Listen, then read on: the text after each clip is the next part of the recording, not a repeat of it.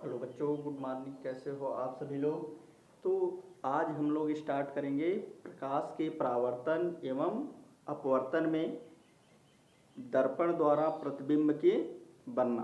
तो यहाँ पर आपने कुछ पॉइंट को एनालिसिस कर लिया था। जैसे पहला पॉइंट था कि अगर हम वस्तु को अनंत पर रखेंगे तो प्रतिबिंब उसका कहाँ पर बनेगा, जिसको आपने बाई ग्राफ के माध्यम से आपने निकाला हुआ था कि अगर हम वस्तु को अनंत पर रखेंगे तो वह फोकस पर बनेगा। आकार उसका कैसा होगा, बहुत ही छोटा बिंदुवत के आकार का। और उसका नेचर कैसा होगा कि वास्तविक और उल्टा।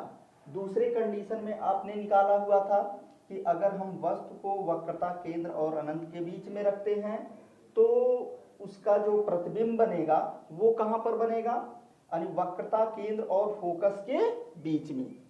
अगर हम वस्तु को कहां पर रखते हैं कि अनंत और वक्रता केंद्र के बीच में रखेंगे तो प्रतिबिंब उसका कहां पर बनेगा, वक्रता केंद्र और फोकस के बीच में। आकार कैसा होगा, वस्तु से छोटा। और उसका नेचर कैसा होगा, वास्तविक एवं उल्टा। और तीसरे कंडीशन में आपने एनालिसिस किया था कि अगर हम वस्तु को कहां पर रख दे, वक्रता केंद्र पर रखते हैं। तो अगर वस्तु को वक्रता केंद्र पर रखते हैं तो उसका प्रतिबिंब वक्रता केंद्र के तल में बनेगा। आकार कैसा होगा, वस्तु के बराबर होगा। नेचर उसका कैसा होगा, वास्तविक एवं उल्टा। अब इसके आगे फोर्थ कंडीशन जो बनेगा इसका, वो क्या बनेगा कि अगर हम वस्तु को कहां पर रखें, वक्रता केंद्र और फोकस के बीच में। कहां पर रखा जाए, वक्रता केंद्र और फोकस के बीच में। मान लीजिए ये ध्रुव, ये फोकस और ये हो गया वक्रता केंद्र। अगर वस्तु को इस पोजीशन पर रखा जा रहा है ओ डैश, तो यहां से एक किरण हमने खींचा मुख्य अक्ष के समांतर, तो परावर्तन के पश्चात वो कहां से होकर के जाएगी, फोकस से। कहां से होकर के जाएगी, फोकस से होकर के जाएगी। दूसरी कंडीशन, अगर हम एक फोकस से ही आपतित कर दें, तो अगर फोकस से आपतित करेंगे तो परावर्तन के पश्चात वो कहां से होकर के जाएगा, मुख्य अक्ष के समांतर हो जाएगा। अब ये देखिए प्रच्छेद बिंदु कहां पर मिल रहे हैं, तो प्रच्छेद बिंदु जो होगा वो कहां पर मिलेगा, अनंत और वक्रता केंद्र के बीच में। कहां पर मिलेगा, अनंत और वक्रता केंद्र के बीच में। तो अगर वस्तु को कहां पर रखा जा रहा है, वक्रता केंद्र और फोकस के बीच में, तो प्रतिबिंब कहां पर बनेगा, अनंत और वक्रता केंद्र के बीच में। उसका नेचर कैसा होगा, वास्तविक, क्योंकि सामने बन रहा है, और उल्टा। आकार कैसा होगा, वस्तु से बड़ा होगा। क्लियर हो गया। अब इसके बाद अगली पॉइंट कि अब यहां से वस्तु को और आगे खिसकाया जाए। अब वस्तु को उठा करके कहां पर रखा जाए, फोकस पे। अगर हम वस्तु को फोकस पर रखते हैं तो प्रतिबिंब उसका कहां पर बनेगा,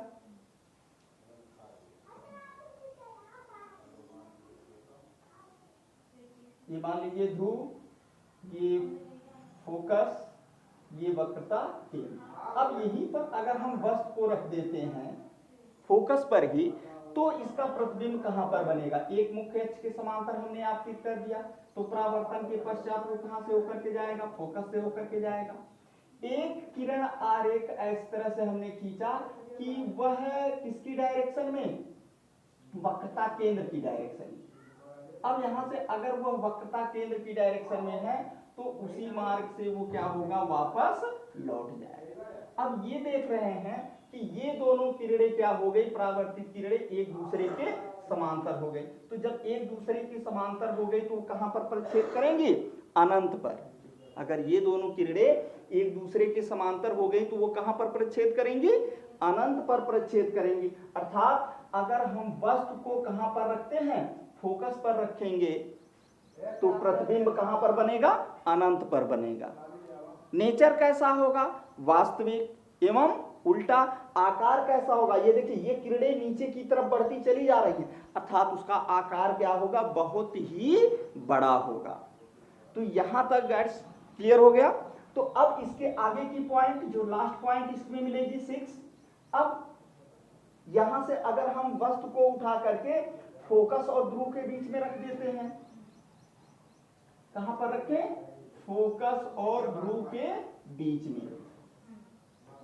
ये ध्रुव हो गया, यहां पर मान लीजिए ये फोकस और ये वक्रता केंद्र।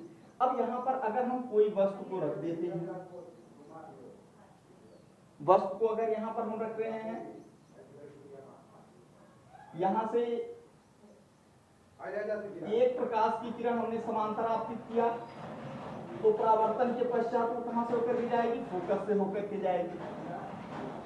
परावर्तन के पश्चात वो कहां से होकर के जाएगी, फोकस से होकर के जाएगी। और एक किरण आरेख हमने क्या किया कि मुख्य क्या नाम है, वक्रता केंद्र के डायरेक्शन में आपतित कर दिया। क्या कर दिया, वक्रता केंद्र की डायरेक्शन में, तो वह उसी मार्ग से वापस लौट जाएगी। अब ये देखिए, ये जो किरणें हैं पीछे की तरफ, इनके बीच का स्पेस बढ़ता जा रहा है, तो जब जाहिर सी बात है पीछे की तरफ बढ़ेगा तो आगे की तरफ ये कहीं न कहीं क्या करेंगे, एक दूसरे को प्रच्छेद करेंगे। क्या करेंगे, कहीं न कहीं एक दूसरे को प्रच्छेद करेंगे, अर्थात वो जो प्रतिबिंब बनेगा वो कहां पर चला जाएगा, दर्पण के पीछे चला जाएगा। और जब दर्पण के पीछे चला जाएगा तो कैसा प्रतिबिंब बनेगा, आभासी प्रतिबिंब। कैसा प्रतिबिंब बनेगा, आभासी। तो ये क्लियर कर लीजिएगा कि अवतल दर्पण में केवल एक कंडीशन होता है जहां पर वो प्रतिबिंब कैसा बनेगा, आभासी प्रतिबिंब। और वो कब बनेगा, जब हम उस वस्तु को कहां पर रखते हैं, ध्रुव और फोकस के बीच में। कहां पर रखेंगे, ध्रुव और फोकस के बीच में। तो अगर हम वस्तु को कहां पर रखें, ध्रुव और फोकस के बीच में रखेंगे तो प्रतिबिंब हमारा कहां पर बनेगा, दर्पण के पीछे। अर्थात उसका नेचर कैसा होगा, सीधा एवं आभासी। मुख्य अक्ष के ऊपर इसकी तीर दिख रही है, तो कैसा होगा, सीधा एवं आभासी। क्लियर। आकार कैसा होगा, वस्तु से बड़ा होगा। अब इस चीज को अब एक ग्राफ के माध्यम से आप नोट कर लीजिए, ताकि इन सारी चीजों को हम एक चार्ट में इसको दिखा सके। चलिए देखिए, इसको आप संक्षेप में इसको नोट कर लीजिए कि अगर वस्तु को कहां पर रखा जाएगा तो प्रतिबिंब की स्थिति क्या होगी, आकार क्या होगा और प्रकृति की क्या होगी, इतनी सारी चीजें पूछी जाती हैं। तो पहली चीजें, पहले पॉइंट पे आपने क्या निकाला था कि वस्तु कहां पर, अनंत पर, यानी वस्तु कहां पर था, अनंत पर था। तो अगर वस्तु अनंत पर है तो प्रतिबिंब कहां पर बना था, यफ पर। डायरेक्ट लिखें, यफ का मतलब फोकस, सी का मतलब वक्रता केंद्र, ठीक है। तो कहां पर होगा, यफ पर। आकार कैसा होगा, अत्यंत छोटा, यानी बहुत ही छोटा।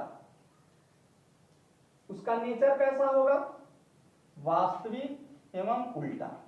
कैसा होगा, वास्तविक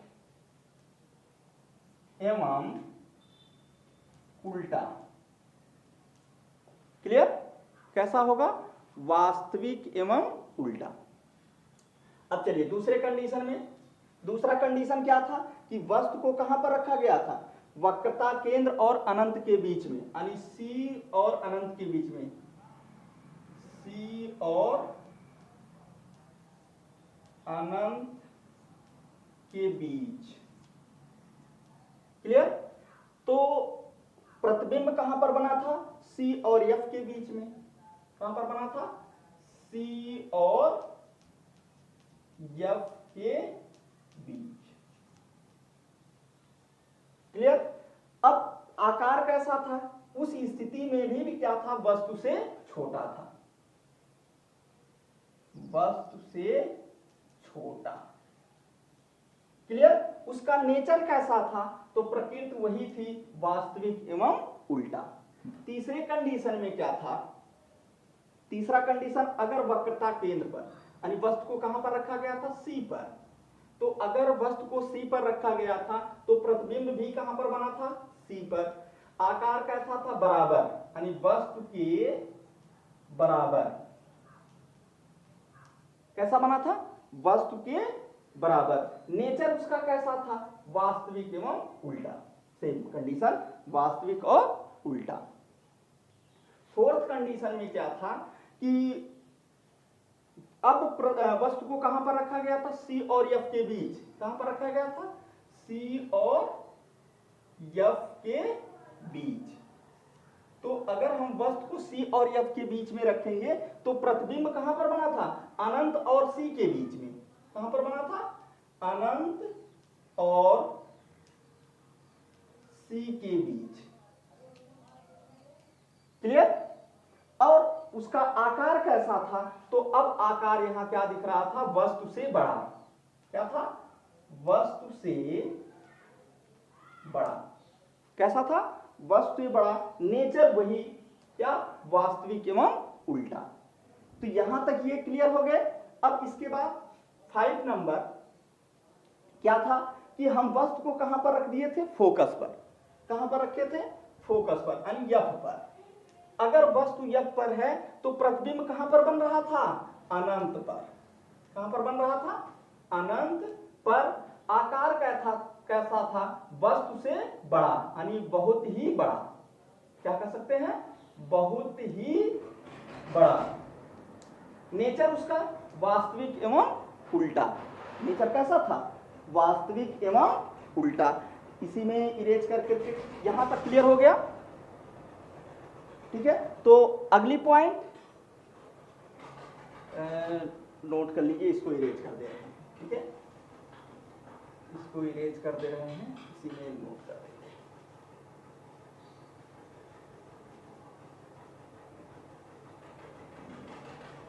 जो छठे नंबर की पॉइंट थी वो क्या थी कि अगर वस्तु को कहां पर रखा गया था, पी और एफ के बीच में, यानी ध्रुव और फोकस के बीच में। एफ और पी के बीच।